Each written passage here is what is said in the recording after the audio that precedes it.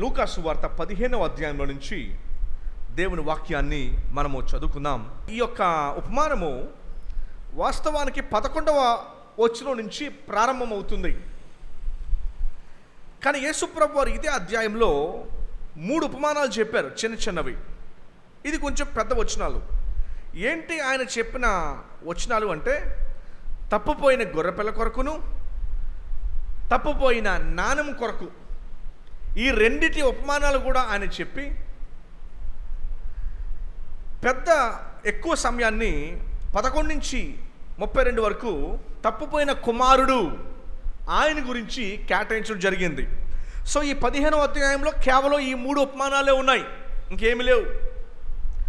అయితే ఈ 3 ఉపమానాలు చెప్పడానికి కారణం కూడా మొదటి 3 వచనాలు ప్రభు ఇచ్చేశారు. ఏంటంటే కారణం, ఒకప్పుడు సమస్తమైన సుంకరులను, పాపులను ఆయన బోధ వినుటకు ఆయన దగ్గరకు వచ్చుచుండగా, యేసుప్రభు బోధన వినటానికి ఎవరు వచ్చారంటే, సమస్తమైన సుంకరులు, పాపులను ఆయన బోధ వినుటకు ఆయన యొద్దకు వచ్చారు.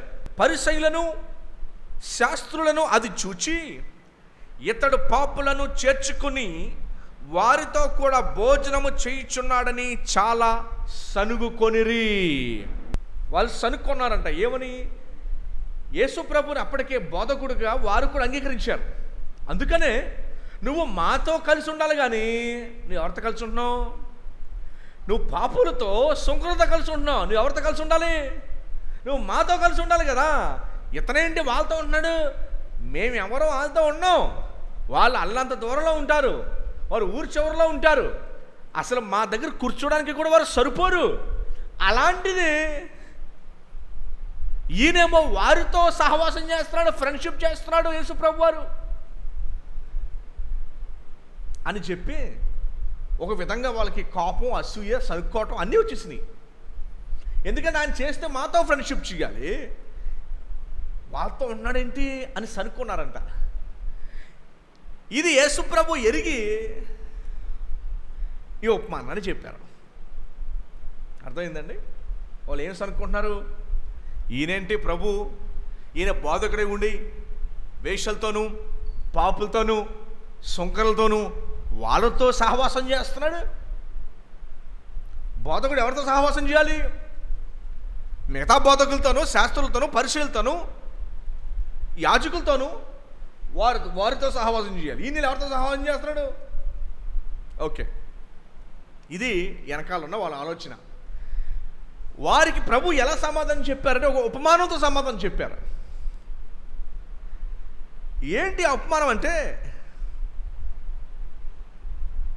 తప్పుపోయిన కుమారుడు గురించి చెబుతూ, ఈ తప్పుపోయిన కుమారుడు ఉపమానంలో పెద్ద కుమారుడేమో యూదులు, చిన్న కుమారుడేమో తప్పుపోయిన ప్రపంచం, తండ్రేమో తండ్రి అయిన దేవుడిగా. ఈ ముగ్గురు క్యారెక్టర్స్ ఈ ఉపమానంలో మనం చూస్తాం. ఓకేనండి? సో ఈ ఉపమానం మీ అందరికీ బాగా తెలుసు అనుకుంటున్నాను నేను. ఒక తండ్రికి 2 కొడుకులు ఉంటారు, పెద్ద ఆయన, చిన్న ఆయన. చిన్న ఆయన ఒక రోజు అంటాడు వచ్చి, నానా నా ఆస్తి నాకు ఇచ్చేయి, నేను వెళ్ళి వ్యాపారం చేసుకుంటాను, నా ఆస్తి నాకు ఇచ్చేయని అడిగాడు. వాస్తవానికి ఆస్తి ఉమ్మడి కుటుంబంలో ఎప్పుడు విభజిస్తారంటే తండ్రి చనిపోయిన తర్వాత విభజిస్తారు. కానీ ఈయన వచ్చి ఏమడిగాడంటే, ముందే నాకు ఇచ్చేసాయి, అంటే నువ్వు చనిపోయినట్టు, నేను నీకు లేనిక, నువ్వు నాకు ఇచ్చేయి అని చెప్పి ఆస్తిని పట్టుకెళ్ళిపోయాడు. దూరదేశాలకు వెళ్ళిపోయాడు, పాడు చేసి ఇచ్చాడు. పాడు చేసేసి చివరికి ఆ దేశంలో కరువు వచ్చేసిందంటండి.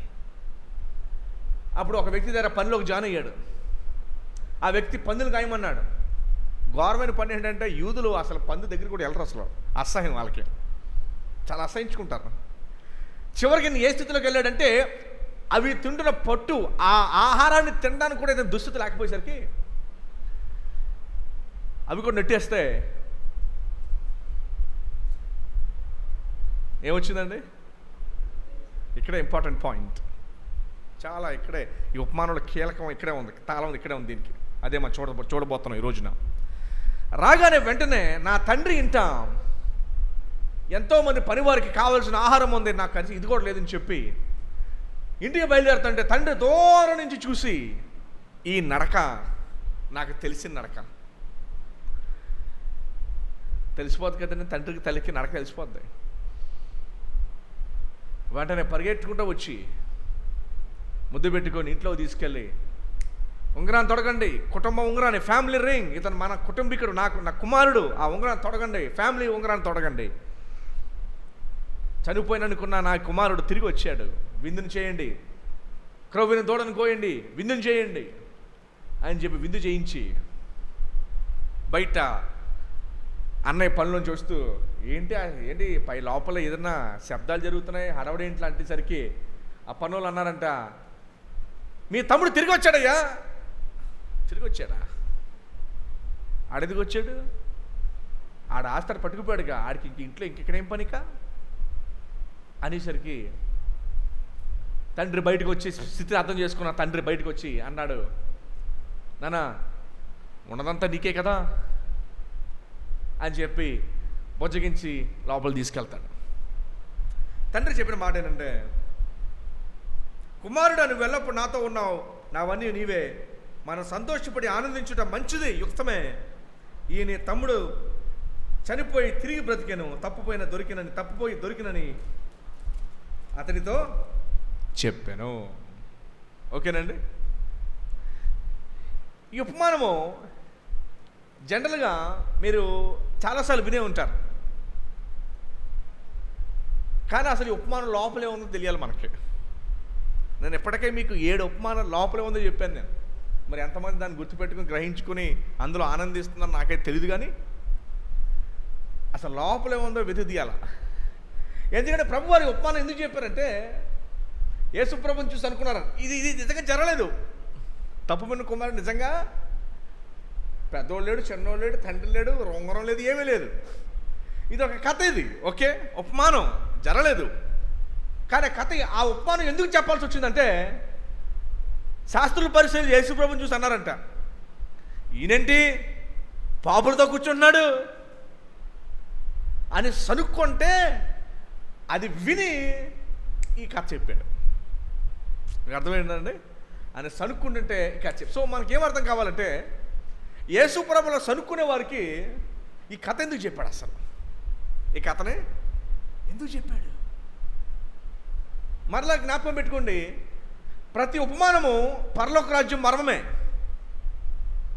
సువార్త మనకి పూర్తిగా అర్థం అయిందో లేదో అని చెప్పడానికే ఈ ఉపమానాలన్నీ కూడా.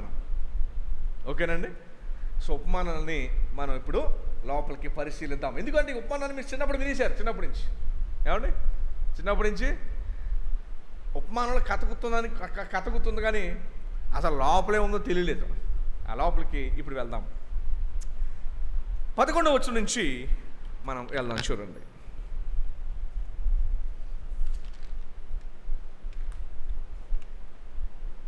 ఓకే. ఇందులో చాలా అద్భుతమైన విషయాలు ఇందులో దేవుడు దాచించాడు మన కొరకు. 11వ వచనం, మరియు ఆయన ఇట్లా, నేను దేనికి, ఆ సనుక్కున్న వారికి యొక్క రెస్పాన్స్ ఇది.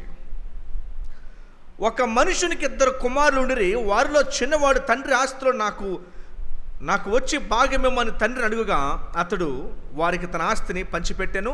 కొన్ని దినములైన తరువాత ఆ చిన్న కుమారుడు సమస్తమును సమకూర్చుకుని దూరదేశమునకు ప్రయాణమైపోయి అచ్చట తన ఆస్తిని దుర్వ్యాపారములను పాడు చేసెను. ఎక్కడికి వెళ్ళాడంటే చిన్న కుమారుడు ఆస్తి పట్టుకునండి దూరంగా వెళ్ళిపోయాడంట. జనరల్గా పాపం చేయడానికి దూరంగా వెళ్తారు. పాపం చేయడానికి రాత్రిపూట వెళ్తారు. ఎందుకంటే ఎవరు కనపడకూడదని, ఎవరు చూడకూడదని. దూరదేశంలో వెళ్ళిపోతే నువ్వు ఎవరికి తెలీదు, వాళ్ళెవరో నీకు తెలీదు. అందుకనే చాలామంది చూడండి, పాపం చేయడానికి చీకటిని దూర ప్రాంతాలు ఎత్తుక్కుంటారు. ఊరిలో తెలిస్తే అందరికి తెలిసిపోతుంది, ఇంట్లో తెలిసిపోతాయి అని చెప్పి వాళ్ళు ఏం చేస్తారంటే, పాపం చేయడానికి దూరం ఊరు వెళ్ళిపోతూ ఉంటారు. తాగడానికి కానివ్వండి, లేకపోతే తిరగడానికి కానివ్వండి, ఊరిలో ఉండరు, వేరే ఊరు వెళ్ళిపోతారు.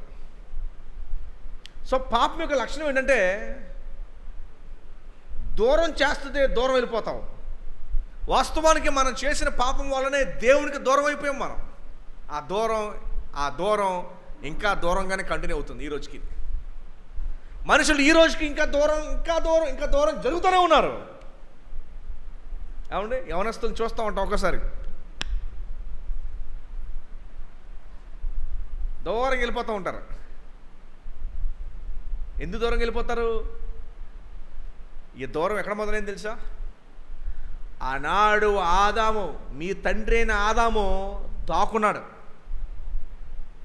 ఆదాము ఎక్కడా దాక్కున్నాడు? దూరం వెళ్ళిపోయాడు. రోజు ధైర్యంగా దేవుని దగ్గర, అయ్యా వచ్చారా అని అనే ఆదాము ఈరోజు దూరం వెళ్ళిపోయాడు. ఏనాడైతే ఆదాము, మీ తండ్రిని ఆదాము పాపం చేసి దూరం వెళ్ళిపోయాడో, ఆయన పిల్లలుగా ఈ రోజు కూడా మనుషులు పాపం చేయడానికి దూరంగా వెళ్తూనే ఉన్నారు ఈ రోజుకి. ఎందుకంటే పితరుడు ఎలాగైతే దూరం అయ్యాడో, దూరంగా పారిపోయాడో, ఈ రోజుకి కూడా ఆ దూరం అలానే ఉంది. ఈ కథలో గొప్ప విషయం ఏంటో తెలుసా? ఈ బుద్ధి దేవుడు ఎప్పుడైతే పుట్టించాడో అప్పుడు మరలా దగ్గరికి రావడం మొదలుపెట్టాడు. ఈ బుద్ధి ఎప్పుడైతే దేవుడు చిన్న కుమారుడిలో పుట్టించాడో, ఆ దూరంగా పారిపోయిన కుమారుడు మరలా దగ్గరికి రావడం మొదలుపెట్టాడు.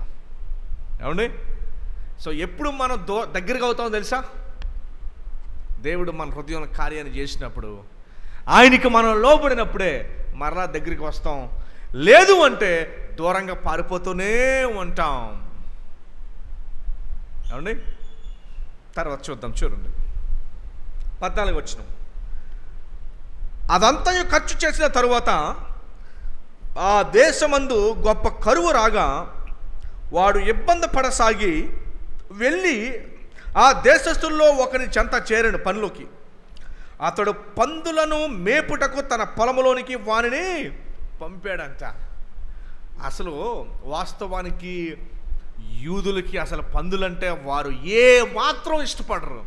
ఇతని దుస్థితి ఎలా వచ్చేసింది అంటే, పందులు మేపడం అంటే అర్థం ఏంటి? వాటికి ఆహారాన్ని పెట్టాలి. అవి ఎందులో కూరుకుపోతే నువ్వు చెయ్యట్టుకుని పైకి లాగాలి. వాటిని జాగ్రత్తగా చూసుకోవాలి. అవి పక్కనుంటేనే అసహించుకునే యూదుడు వారికి కాపరి అవ్వాల్సి వచ్చింది. తర్వాత ఏమైంది చూడండి. వాడు పందుల తిను పొట్టుతో తన కడుపు నింపుకొని ఆశపడ్డాడంటండి. పాపము ఒక మనిషిని ఎంతలా దిగజారుస్తుందంటే ఈ ఉపమానం చూసి నేర్చుకోవచ్చు. పాపము ఒక వ్యక్తిని, ఒక కుటుంబాన్ని ఎంత దిగజారుస్తుందంటే, సిగ్గు అవమానము మాత్రమే కాదు, ఆర్థికంగా నష్టపోవడం మాత్రమే కాదు, మనిషిని ఎంత దిగజారుస్తాయంటే అంత దిగజారుస్తాయి. బైబిల్ చెప్తుంది, డౌట్ లేకుండా పాపము వల్ల వచ్చు జీవితము ఆశీర్వాదం కాదు. ఎన్నడూ కాలేదు ఆశీర్వాదం. చిన్న పాపము ప్రభు రక్తంలో క్షమించబడకపోతే దీర్ఘకాలపు శ్రమను అనుభవించాలి. ఏమండి? చిన్న పాపము ప్రభు రక్తంలో కనుక కడగబడి క్షమించబడకపోతే కనుక దాని పర్యవసానము దీర్ఘకాలము అనుభవించాల్సి వస్తుంది. అందుకని ప్రతి ఆదివారం మనం ప్రభు సన్నిధికి వచ్చినప్పుడు ఆ పాపం వైపు క్షమాపణ మనం నొందాలని దేవుని వాక్యము నిరంతరము మనకి సెలవిస్తూనే ఉంది. ఓకేనండి?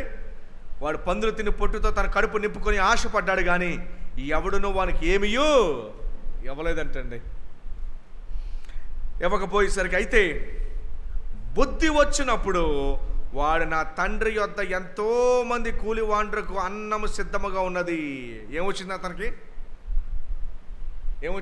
అండి? బుద్ధి వచ్చిందంట. ఏమొచ్చిందండి? బాగా గమనించండి.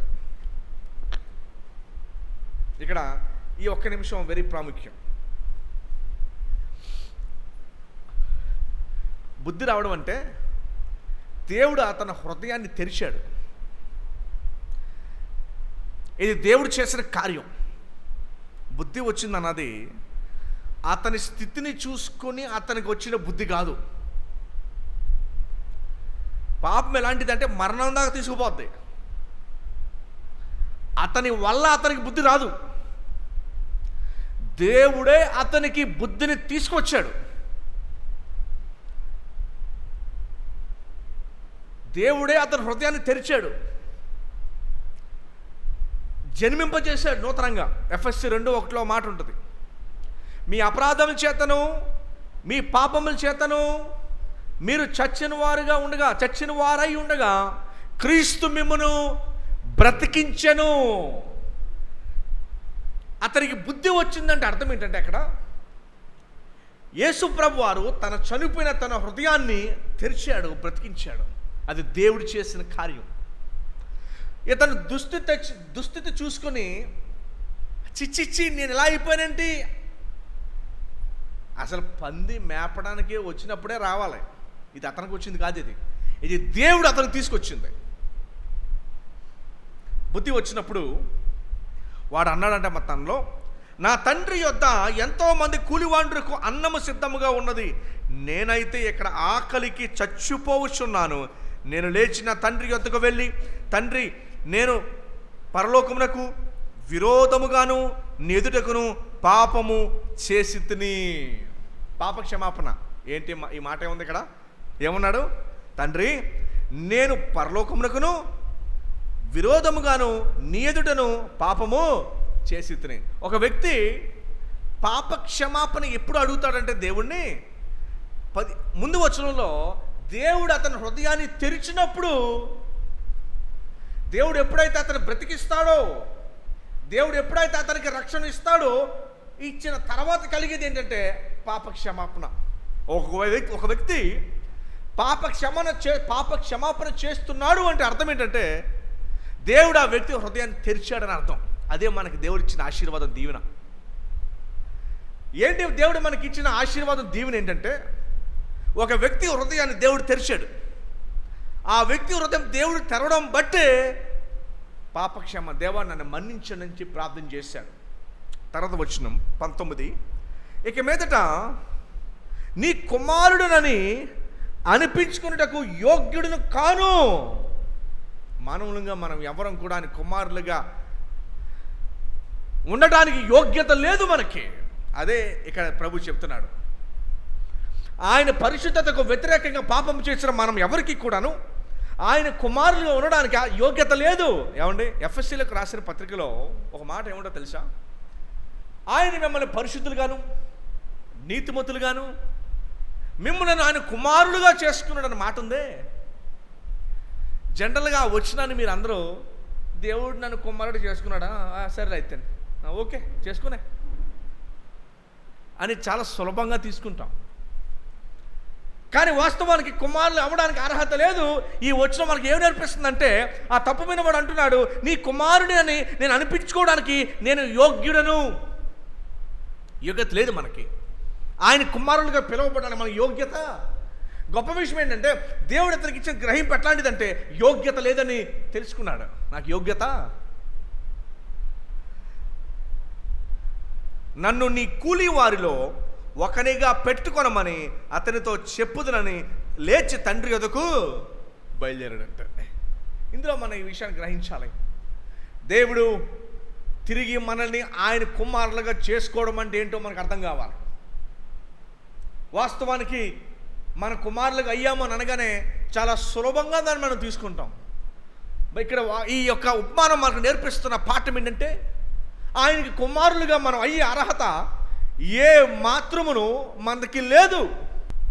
యోగ్యత లేదన్న విషయాన్ని ఇతను కూడా గ్రహించాడు. ఎవడు ఈ తప్పుమైన కుమారుడు అంటాడు, నేను తండ్రికి వెళ్ళి చెబుతాను, నన్ను మాత్రం నీ కుమారుడికి ఇంక స్వీకరించేది. ఒకప్పుడు నాకు ఆ హక్కు ఉండేది, ఇప్పుడు నాకు లేదు. నన్ను నీ పనుడుగా పెట్టుకో, నన్ను పనుడుగా పెట్టుకో. ఆ స్టోరీలో మనం చూస్తాం, అసలు ఈయనే చెప్పేస్తా నాకు అర్హత లేదని. అయితే ఆ ఉపమానంలో చూస్తాము, ఆ తండ్రి అతన్ని పనుడుగా పెట్టుకోరా. ఇంటికి రాగానే వెంటనే ఆ కుటుంబ ఉంగరాన్ని పట్టండి, ఈ నా కుమారుడు తప్పిపోయి తిరిగి వచ్చాడు, ఈ నా కుమారుడు చనిపోయి మరలా వచ్చాడని చెబుతాడు. తర్వాత 20 వచనం, అలా మనసులో అనుకొని వెళ్తుండగా వాడింకా దూరముగా ఉన్నప్పుడు తండ్రి వాణిని తండ్రి వాడిని చూచి కనికరపడి పరిగెత్తి వాణ్ణి మెడ మీద పడి ముద్దు పెట్టుకొనెను. చేర్చుకున్నాడు మరలా. చాలా పెద్ద వచనం అండి అది. సువార్త అంతా ఈ వచనంలోనే ఉంది. సువార్త అంతా ఈ వచనంలోనే ఉంది. తండ్రి అతన్ని ద్వేషించలా, తండ్రి అతన్ని కొట్లా తిట్లా. చిన్నప్పుడు ఖచ్చితంగా మీరు ఇంట్లో ఏదైనా పగలగొట్టి, ఇంట్లో ఏదన్నా మీ నాన్నగారికి అమ్మగారికి కానీ తెలియకుండా తీసేసుకుని దొంగతనం చేసి, ఎన్నిసార్లు ఇంట్లో మీ తల్లిదండ్రులు మిమ్మల్ని చితక్కొట్టారు చేయకూడని పని చేసినందుకు? అప్పుడు మీరు ఇంటికి రావడానికి ఎంత భయపడ్డారు? మీరు ఎప్పుడు దొరుకుతారో అని వాళ్ళు చూసి మీరు దొరకగానే మిమ్మల్ని చితకబాది. ఎన్నిసార్లు చితకబాదారు మిమ్మల్ని చిన్నప్పుడు? 100 సార్లు బాధ ఉంటారు, చితకబాది ఉంటారు. ఏమండి? కానీ ఆస్తి అంతా పట్టుకెళ్ళిపోయాడు, నాశనం చేసి తిరిగి ఒక బికారులాగా వస్తే తండ్రి అతని మీద మెడ మీద పడి ముద్దు పెట్టుకునేను. అప్పుడు ఆ కుమారుడు అతని, తండ్రి నేను పరలోకమునకును విరోధముగాను నీ ఎదుట పాపము చేసి ఇతని ఏదైతే ప్రిపేర్ అయ్యాడో అది చెప్పేస్తున్నాడు. ఇక మీదట నీ కుమారుడని అనిపించుకున్నకు యోగ్యుడని కాను నేను. ఇది మనం గ్రహించాలండి. యోగ్యులం కాను అనే మాట మనం గ్రహించాలి. మనం యోగ్యులం కాము అనే విషయాన్ని గ్రహించాలి. గమనించండి, ఉపమానం జరిగింది కాదు. యేసు ప్రభు వారు సనుక్కుండంటే అప్పుడు చెప్పాడు ఆయన ఈ ఉపమానం. సువార్త, యేసు ప్రభుని యొక్క సువార్త, ఈ శిలువ ధ్యానాలు మనకి ఏ గ్రహింపుకి మన మనసును తీసుకురావాలి అంటే, మనం ఏం అర్థం చేసుకోవాలి అంటే, మనం యోగ్యులము కాము అన్న విషయం అర్థం చేయించాలి. మన యోగ్యులము కాము కనుకనే ఎప్పుడు కూడా మన మనసులో ఇసుమంత గర్వం కూడా మనకు ఉండకూడదు. ఏ విషయాన్ని బట్టి కూడా.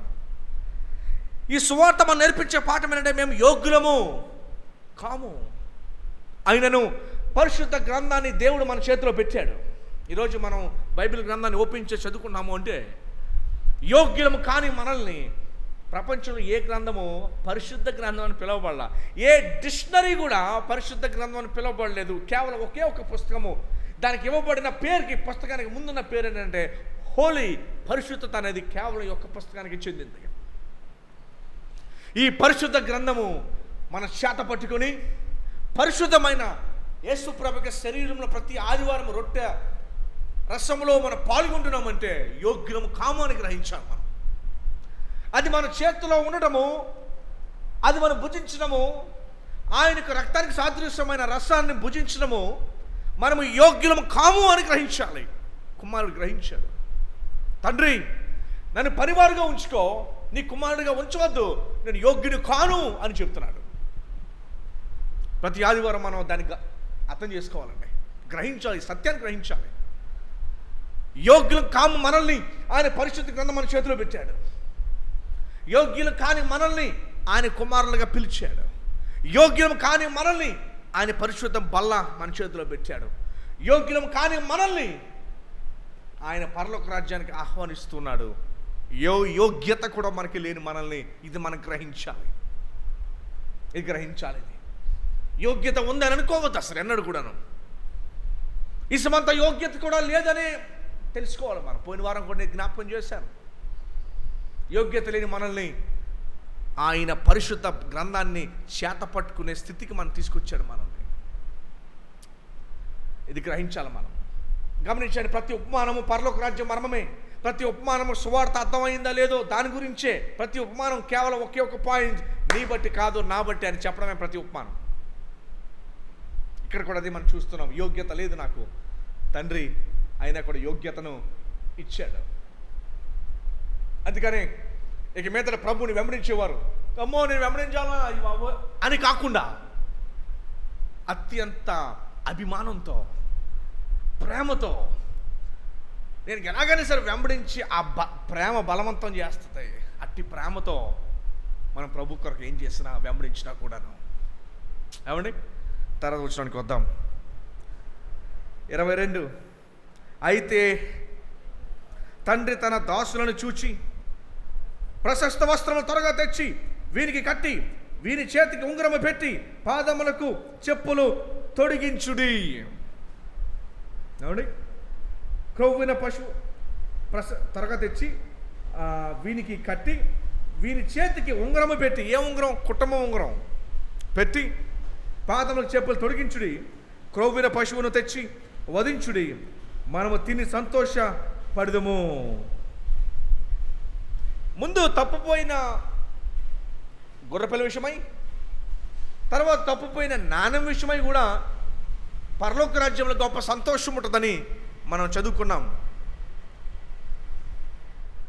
23వ వచనం, 24వ వచనం, ఈయన కుమారుడు చనిపోయి మరలా బ్రతికెను, చనిపోయే దొరికెను అని చెప్పాను. అంతటా వారు సంతోషపడసాగిరి. అప్పుడు అతని పెద్ద కుమారుడు పొలములో ఉండెను. వాడు పొలములో నుండి వచ్చుచు ఇంటి దగ్గరకు రాగా వాద్యములను నాట్యములను జరుగుట చూచి దాసులలో ఒకని పిలిచి, ఇవి ఏమిటవని అన్నాడు. అతడు తన యొద్దకు అనగానే ఆ దాసుడు అతనితో, నీ తమ్ముడు వచ్చి ఉన్నాడు, అతడు తన యొద్దకు సురక్షితముగా వచ్చినందున నీ తండ్రి క్రొవ్విన పశువును వధించిన నేను. 28, అయితే అతడు కోపపడి లోపలికి వెళ్ళనొలకపోయిన గనుక అతని తండ్రి వెలుపలికి వచ్చి రమ్మని బతిమాలుకొనెను. అందుకు అతడు తండ్రితో, ఇదిగో ఎన్ని ఏండ్ల నుండి నిన్ను సేవించుచున్నానే, నీ ఆజ్ఞను నేను ఎన్నడూ మరవలేదే. అయినను నా స్నేహితులతో సంతోషపడినట్లు నీవు నాకెన్నడూ ఒక మేక పిల్లనను నువ్వు నాకు ఇవ్వలా. అయితే నీ ఆస్తిని వేశ్యలతో తిని చేసిన ఈ కుమారుడు రాగానే మీ పని కొరకు రాగానే వీని కొరకు క్రొవ్విన పశువును వధించదని చెప్పగా, అందుకు అతడు, కుమారుడా, నీవెల్లప్పుడు నాతో ఉన్నావు, నావన్నయో మనం సంతోషపడి ఆనందం చేయటం యుక్తమే. ఈయన తమ్ముడు చనిపోయి మరలా తిరిగి వచ్చాడు. నాకు ఉన్నవన్నీ నీకే కదా, మిగిలినంత నీదే కదా.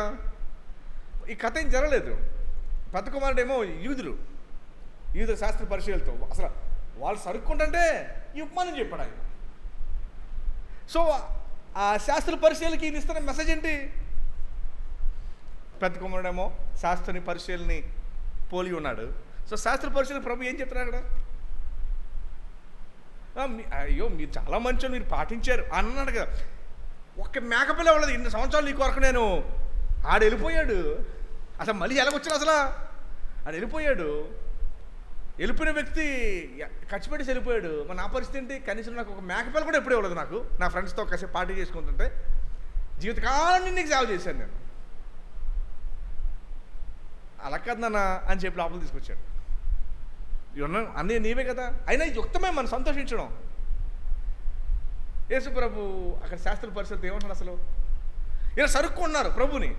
వాళ్ళనేం చేరతలేదు కదా. ఇది అంతటికి మూలం ఒకటే, సువార్త. అదే ప్రభు వారు అక్కడ చెబుతూ